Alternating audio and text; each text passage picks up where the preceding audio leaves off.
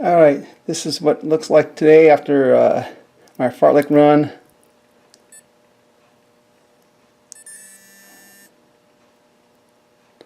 Alright, 3 days. Not good at all.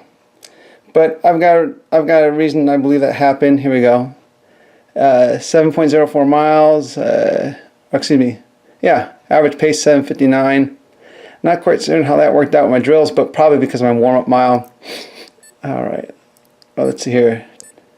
Yeah, as you can see, I dropped VO2 max. I have a theory on that. I'll go into that later when we go over my my run today. Alright, that's that. So time for shower, and then we'll be back. Hi, good morning. Welcome back to Thursday of week 4 of the Marathon Training Program. And as always, let's go and get started with a shot of wheatgrass. For those of you just tuning in, 1 shot of wheatgrass is equivalent to 1 pound of fresh green raw vegetables as far as nutrition goes. So nice way of getting easily getting a daily dose of vitamins and minerals and all that from your vegetables without having to eat a pound of this stuff. Now, this time I'm bringing water because I noticed that when I sit there and edit my videos, towards the end, my voice definitely starts to sound kind of dry and scratchy. And the wheatgrass kind of does that. So we're going to go ahead and just take a swig of water, be good to go. And before I start showing you numbers, which I had an interesting day, when I left off after first coming back in, you noticed that my VO2 max dropped by 1 point from what it was on Monday. And you may be wondering, if you're training, how is it you're getting worse instead of better? And my theory to that, which makes the best sense to me, is this. For those who've been watching all these, Monday I posted a one-off video, because normally I don't post on Monday. I posted a video on Monday, and I showed you that from that 4-mile run, I had my mind watch stated I had a 36-hour recovery time. Well, if I'm going to go out and run speed work, do my my intervals on Tuesday, I still needed 12 hours of recovery. If I'm going to sit there and run every 24 hours, I was still 12 hours in the hole behind. So basically, my belief is that on Tuesday, my heart was still 12 hours, still had 12 hours of fatigue in it, if that makes sense. And so even though it kicked butt on Tuesday and VO2 max maintained itself, when it came to Wednesday, because I noticed that 51 number on Wednesday as well. On Wednesday, and you remember on Tuesday, I think I had like was it 24 or 25 hour recovery time. So hypothetically, I would have been recovered in time for Wednesday. However, Wednesday's run, instead of 36 hours, it brought it down to 30 hours. So now today, I go into this 6 hours fatigued as far as like my cardiac recovery, things like that. And so when you look at what I did to myself today, oh yeah, and then of course we saw, now my watch tells me I need 3 days to recover. Generally, if you remember from my video from week 2, normally my Thursday runs are 48-hour recovery.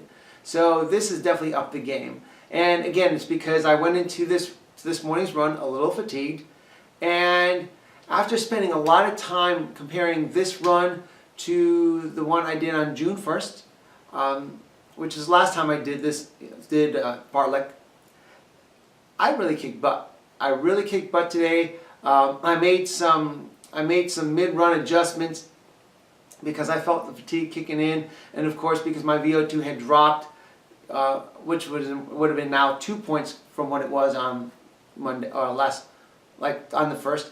I definitely knew that what I was doing to myself today was putting even more of a strain on my cardiac, my cardiovascular system and my respiratory system. So that helped to take me into further state of fatigue. which is how I earn 3 days, which I don't have 3 days to rest. So that's my theory on that. So moving forward, yes, I'll probably run tomorrow. Maybe I'll definitely bring the heart rate down. Instead of running like a 155 recovery run, maybe bring it down even more. So this way I can still kind of get some recovery just from the movement. So I might do that. More than likely, this Saturday is going to be a 12-mile run. And if this Saturday shoots me into that 3-day mark again, then I might not run on Monday, because I don't want to keep running without having been fully recovered. Because without being fully recovered, it's really hard for our body to really give itself its all to the training we ask of it. So, but we'll play that by ear. Just want to kind of give you some heads up as far as some race training strategy. I know when I first started running marathons, we would get 16-week programs off the internet or wherever you find yours, or Runner's World magazine. They would kind of print the beginner one and the advanced one, and you would sit there and try to follow it, never really taking into consideration that either you're overly fit for that given program, or you're not as fit as that given program would ask of you, because you're having trouble keeping up. So while I have a game plan for this next marathon, I'm still playing it by feel, because I cannot afford to run myself into injury. That's not the goal. So if I need to take a day off and skip a day of training because it requires my body to recover more so I can come back even harder the next day, I'll do it. So with that, let's go ahead and begin. I have both days pulled up, and you can see today, per Garmin, I started my day at 4:45 this morning, 7.04 miles, average pace 7:59. I spent almost 800 calories. Today's weather this morning was 72 degrees. 72 degrees at 4:45. Welcome to Arizona. And just give you a quick comparison, this was, you can see June 1st at 4:53. The weather was 75, a little warmer that day. Again, pretty close to the same distance. And my average pace was a little faster then. And then of course here, you'll see I simply spent less calories. 759 compared to 798. So what are we looking at? 31 calorie difference? Yeah, that's about, I don't know, something like that. 29 calorie difference. Anyhow, but that still plays into where that whole VO2 max thing, the efficiency my body has to deliver deliver what I ask of it. So going back here, and you remember from Tuesday our little bumps in our pace line, our little bumps in the pace, and here you can see exactly where those where they fell into my run. Now I will admit, because of fatigue, the first two I went with the 2 light pull theory. The last couple I did just like the 1 light pull theory. And you can see down here in the heart rate line, you remember that spike we talked about on Tuesday? Having to wet the chest strap because it artificially spikes. You could see I got that same spike thing again. And even though I wet my shirt down before I left, apparently it wasn't enough, so I had to do the mid-run thing again. But you can see just the slow, steady climb in my constant heart rate. So every little interval, it kept it up higher, and of course it just finally chilled out in like the 170 range in there and all that. And so that gives you a little load on that. Also, my cadence, I did legs yesterday, so to my surprise, you can see my stride was comfortable, 180, and right here, you can see from the blue, the red, and these little pink dots, exactly when I hit my first speed drill. And after that, my legs opened up. So I went from a 180, and the rest of it was 178, 178, 178. And then after the fourth one, they got a little tired, and they went back to 180. So give you some update on, or kind of let you know exactly what your legs are doing through the course of a 7-mile run. Now we come down here. Again, first mile warm-up, 8:46. That's fine. And then my first drill, again, I was only doing 2 light pulls this morning at 11/100ths of a mile. And as we go through this, don't pay too much attention to, no, best pace was good. Best pace is fine. Don't pay too much attention to average moving pace later on because it doesn't quite pan out.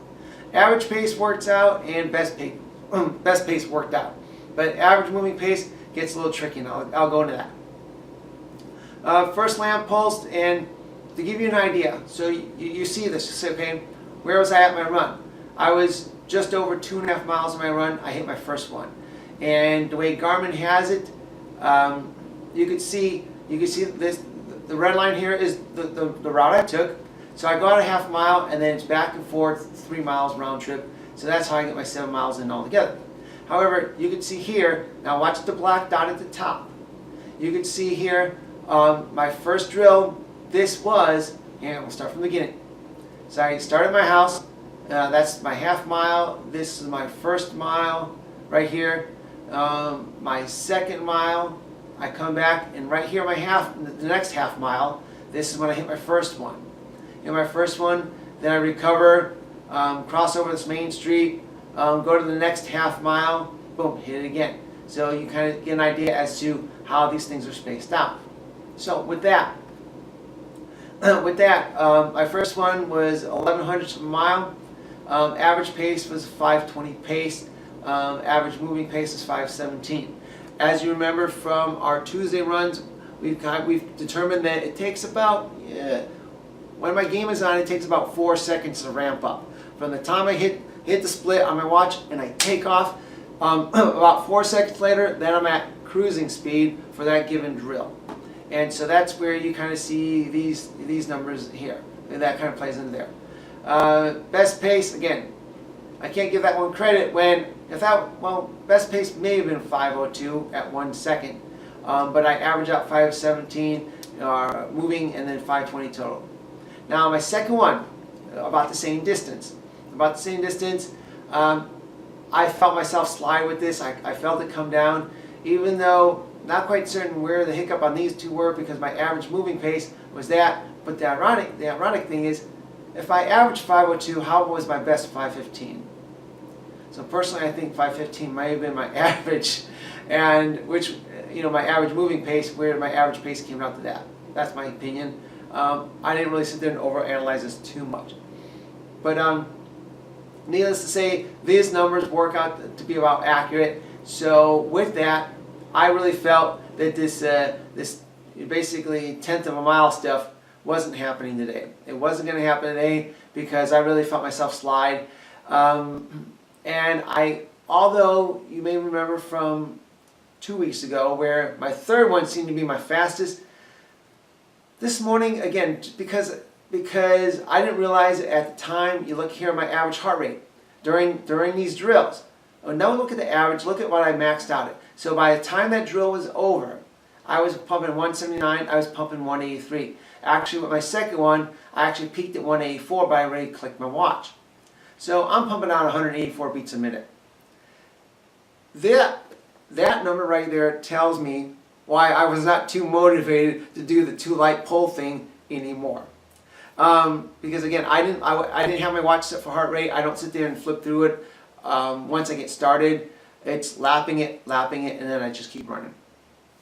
So 184, that kind of gave me a pretty good idea that the 2 light pull thing probably wasn't going to be very effective for the remainder of my run this morning. So I brought it down to 1 light pull. Now, you can see here, this kind of holds out. Now, while my best pace, and I did check this already, I did peak out at 4:57. I can show you that in a moment. You can see here, I averaged only 5:44. So my theory over here on split 2 or drill 2 really made sense because even here I was losing ground. And now the irony is I went down to 1 pull. Clearly the neighborhood I was in, those 1 pulls are a little closer than 2 pulls because that should have been like half that number in theory. So this pull was a little close and I was still losing ground. So I clearly wasn't making up, I wasn't doing too well, I was fatiguing. Even though my best pace was 4:57, and I'll go into that a little bit. Now, this is where it gets fun. If you flip through other people's training videos on marathons, You might agree I'm showing you stuff they don't. Do they have this information in front of them? Maybe. It just depends on what kind of watch they're using. I don't know. So I've never seen anyone display this on YouTube, and so I thought I'd show you guys just how I'm training. Instead of telling you stories, I'm showing you the data as well to support the stories I have to share. And so while I'm out running, because as you can tell I get a little over analytical, I started thinking, if I'm going to do that one pole thing, and we admit, even I agree that felt a little short for me for the one pole thing. Again, because of the neighborhood I was in, maybe the poles were just spaced a little closer because of, the school zones or whatever, I don't know. So I decided, if I'm going to do the one pole thing, why not do the 100-meter dash thing? We all know 100-meter dash is an official event, and at least we have some sort of, we can appreciate the time it takes to run 100 meters because that's been well recorded in track and field events. So I started thinking to myself, from our talk on Tuesday, that we knew that when I was running like the 5:45, remember the 5:45 splits? We knew that my average stride was 1.43 meters to 1.46 meters. And it's amazing how well your brain processes stuff when you're running down the street at 175 beats a minute. Because while running, I'm crunching numbers. And I figured out that at even about 1.45 meters, that was going to be about 3/4 of it was going to require about 67 strides per my stride length to cover 100 meters. And so I said, okay, you know what? Let's just make it 70 strides to call it even. So fine. So now we come down over here to split number 4. And split number 4, 70 strides, I come out to 0.06. And again, even though the distance is a little bit further, yeah, you can tell I'm kind of, hit the wall as far as, training improvement.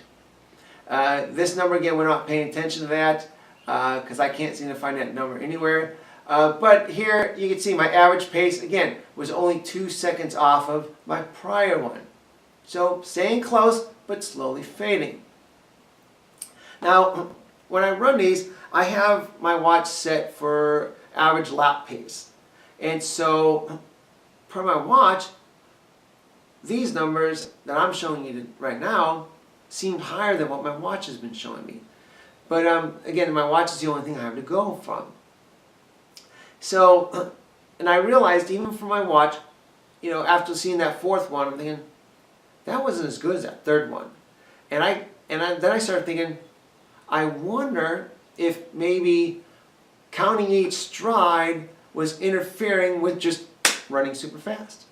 Was I really hindering the purpose of what I was trying to accomplish? So I got them running, think about it. You can see here, I spent about 1.1 miles thinking about it and determining exactly what I was going to do. So I went for a 5th one.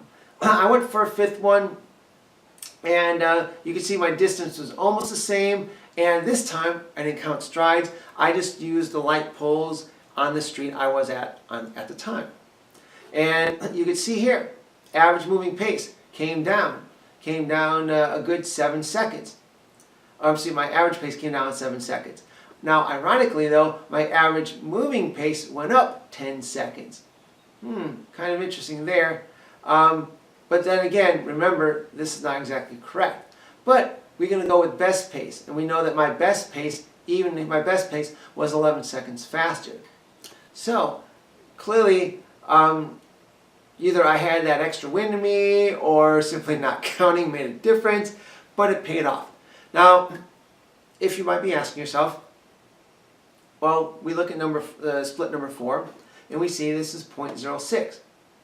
So Mark, what does that mean to me? So, what we do is take our handy calculator, and we know that the goal was 100 meters. Type in 100 meters, and we divide that by 1,600 meters, which makes it the mile. and we know we have 0.0625 tenths of a mile. So apparently my calculation of 70 strides really panned out because I hit that 100-meter dash. Not too bad. If I could only do that without letting the counting thing interfere with my speed, I'd be happy. So real quick to kind of help appreciate some of these numbers here, the 448, we're going to go up here real quick and we'll pull up these charts here. And we're going to go to our last one, I think it was our last one. And you might remember me doing this before. And so this shows you exactly when I started. Although when I stopped really wasn't here because normally I'll click the watch and then I'll continue to slow down. But needless to say, you figure 53:17, 22, 5 seconds later I'm at a 5:06 pace, 5:04, and here I peaked out at 4:57. So yeah, Garmin was correct. My maximum pace was 4:57. Not too shabby there. I don't know where they get the average movement pace because clearly that wasn't there. But Garmin says that we just saw 4:47. Don't quite know where 4:48 came in. We'll take a look at this this fourth one. I believe that was kind of interesting myself.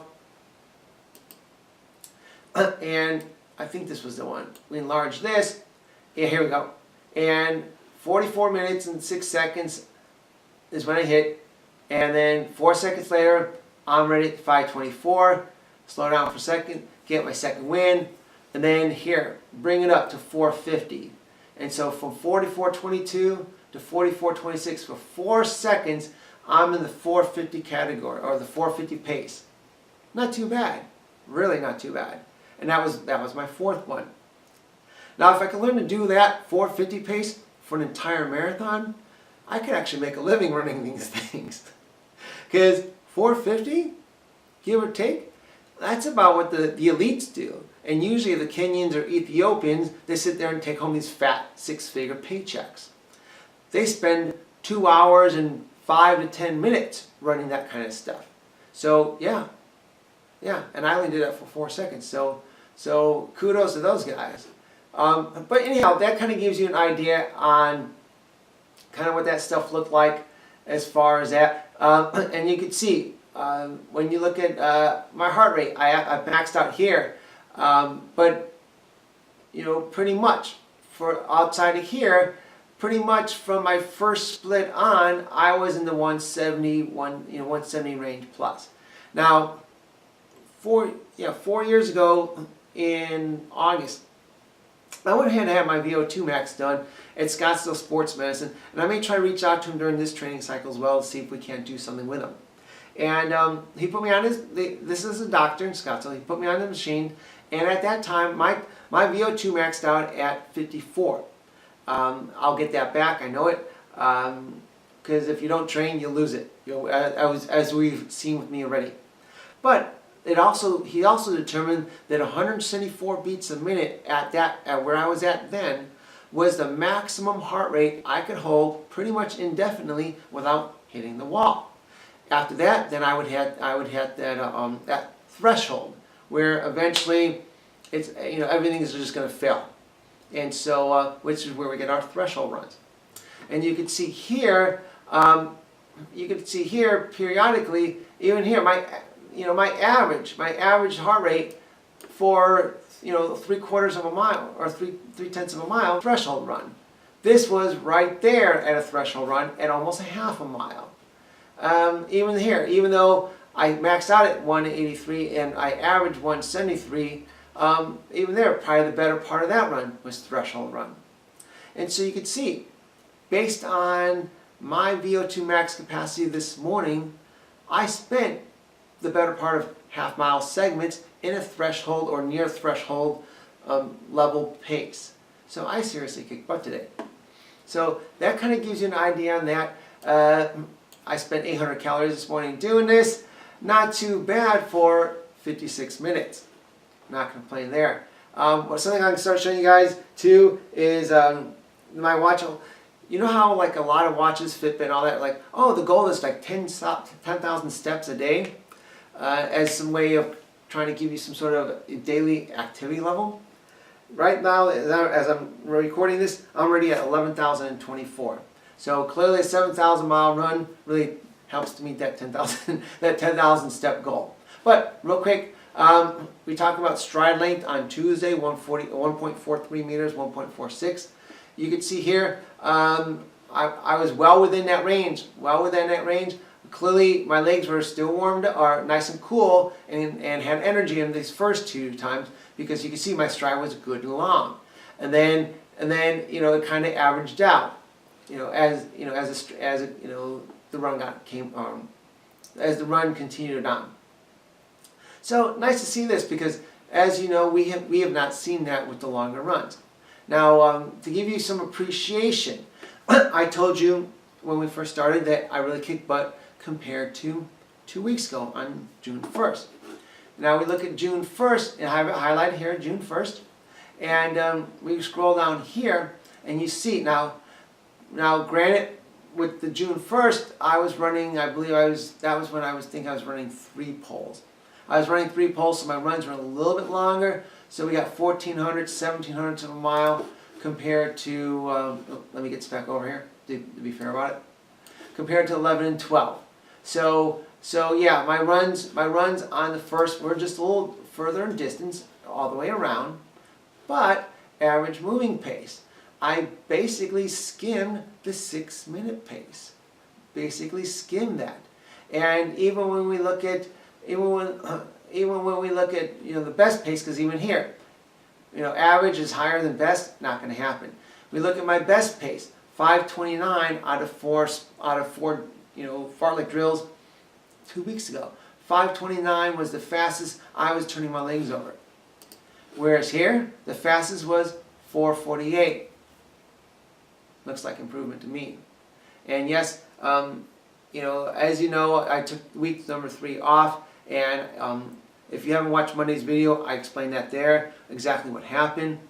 But this just goes to show, hey, although I took a week off, and it definitely did not play favors with my my VO2 max, my body certainly wasn't complaining, because it enjoyed the rest. So, and real quick, let's see, try to give you a quick overview. And we look at my stats. Here we go.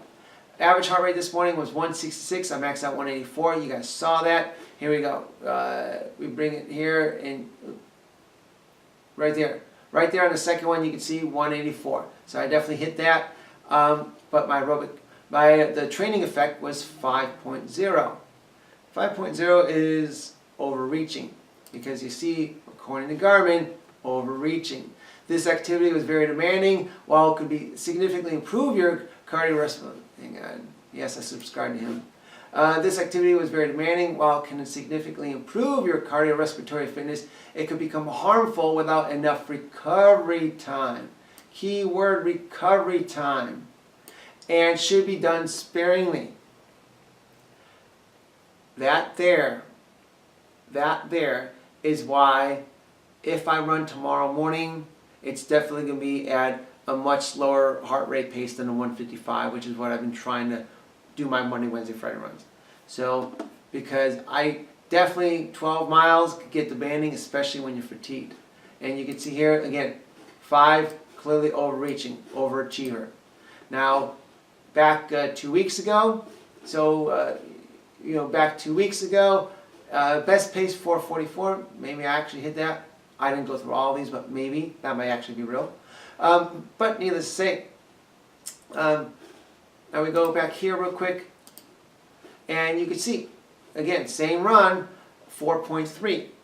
Although, as you saw from my splits then, I was barely cruising along at 6. These splits this morning, kicking butt. Needless to say, my VO2 max was also, I believe it was 53 then. So it was 2 higher, and it clearly made a difference. And so that in itself kind of gives you some idea as to where I was at. And ironically, total average stride length 112, 113. So right there in the ballpark as far as average, including the 8-minute pace. So that kind of gives you a quick idea as to apples to apples, same course, pretty similar drills as far as distance goes, but 2 weeks in between. And so now, Saturday will bring a close to week 4 of our training cycle, and also bring a close to phase 1. And on Saturday we'll go into a little bit more as to what's going to happen come phase 2 of my training cycle, and how that's going to change what we're currently doing. Anyhow, this kind of gives you some idea. If for those of you who've been tuning in, yes, I discovered this morning. Looks like Garmin went ahead and revamped their website, the whole layout. So that's why it displays differently. That's nothing I could do, or nothing I had any input with. But again, that wraps up week 4 of intervals. If you have any questions or comments, please list them below, and I'll be happy to address them. Be certain to like the video if you enjoyed today's video. If you're new to the channel, please subscribe, because every Tuesday, Thursday, and Saturday I post a video. On my Tuesdays will always be my intervals. Thursdays will always be my 7-mile fartlek run, and then Saturdays will always be my long run. So feel free to tune in, subscribe, so that you can watch my videos on those given days as to how my training progress is evolving to run my first sub 3-hour marathon.